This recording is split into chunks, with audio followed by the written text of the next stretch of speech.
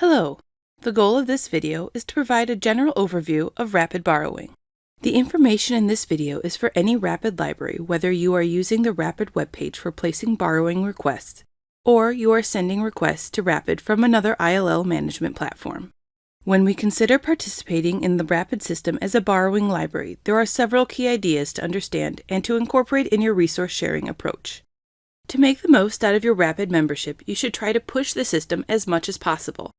This means doing what you can to make Rapid your system of first resort for borrowing request fulfillment.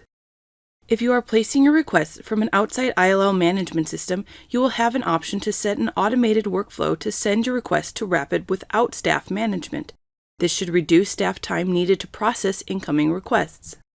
Rapid takes care of lender identification and request routing.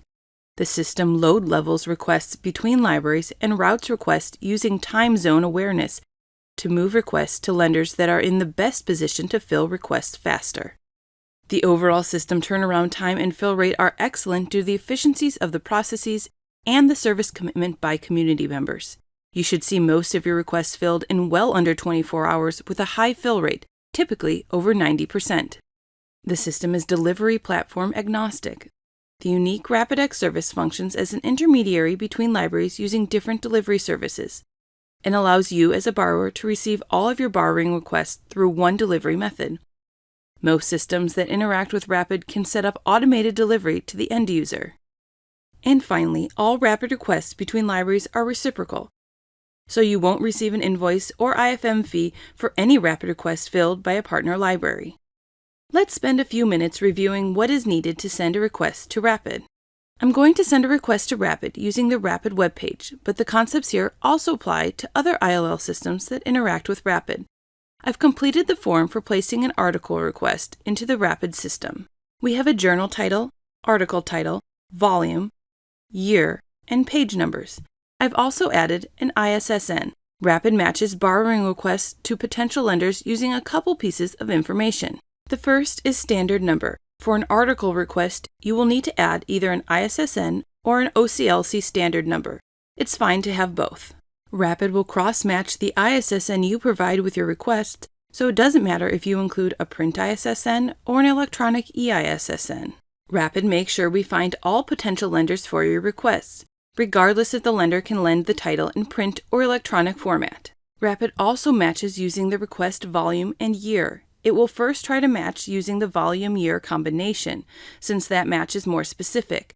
If there is not a match with a volume-year combination, or if only one of these is provided, it will match using just one value.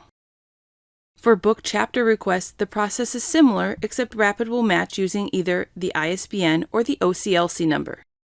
Back to the article request, let's try to send the request to Rapid by clicking the Query Rapid button. We can see that the system identified this as being in our local collection and has provided our local call number and location.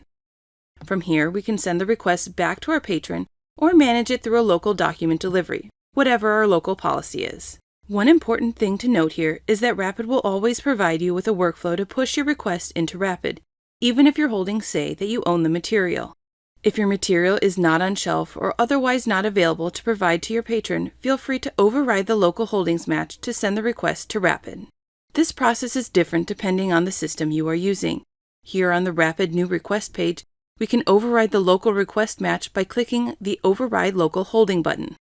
Now we see that the request has been sent to Rapid and has been assigned a Rapid ID number. Rapid will always provide you with a response if your request has been successfully submitted to Rapid or if the attempt was not successful, as when it matches a request to your local holdings.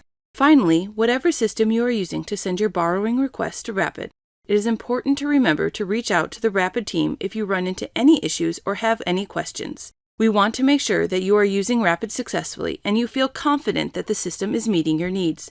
This completes the general overview of Rapid borrowing. Thanks for watching.